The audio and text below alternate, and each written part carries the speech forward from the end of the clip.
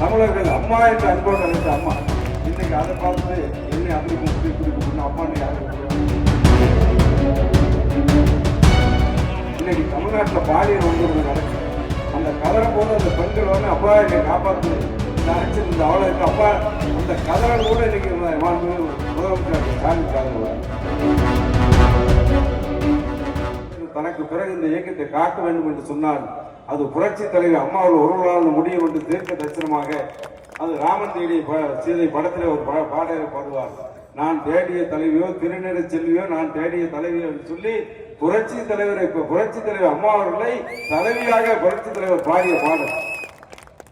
அதான் அந்த ராமன் தேடிய சீதை படத்திலே திருநெறி செல்வியோ நான் தேடிய தலைவியோ என்று சொல்லி அந்த பாடல் ஏன்னா அந்த பாடல் புரட்சி தீர்க்க தரிசனமாக காலத்தை வென்றவனாக புரட்சி தலைவர் எம்ஜிஆர் அவர்கள் பிற்காலத்தில் எனக்கு பிறகு இந்த இயக்கத்தை காக்க போது புரட்சி தலைவி அம்மாதான் என்று நமக்கு அடையாளம் காட்டிய மகத்தான மக்கள் வந்த பிறகு தமிழ் உலகம் முழுவதும் தமிழர்கள் அம்மா என்று அன்போடு அழைத்த அம்மா இன்னைக்கு அதை பார்த்துட்டு என்னை அப்படி கூப்பிட்டு அப்பான்னு யாரும் கூப்பிடுவாங்க.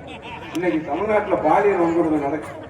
அந்த கதறும் போது அந்த பெண்கள் வந்து அப்பா என்னை காப்பாத்து இந்த ஆட்சியில் இந்த அவளை இருக்கு அப்பா அந்த கதறல் கூட இன்னைக்கு முதலமைச்சர் ஸ்டாலின் காதல் விட இதுதான் இந்த ஆட்சியோட லட்சணம்.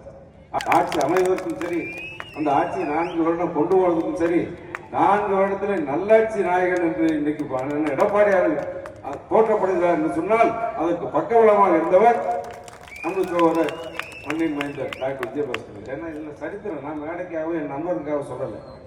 ஒரே ஆட்சி காலத்தில் 11 மருத்துவக் கல்லூரிகள் என்று சொன்னால் அது இந்தியாவிலே தமிழக மட்டும் சாதனை. இப்படி சாதனை செம்மலாக இந்த மாவட்டத்தில் கிடைத்த ஒரு வரப்பிரசாதம் என்று சொன்னால் டாக்டர் விஜயபாஸ்கர்.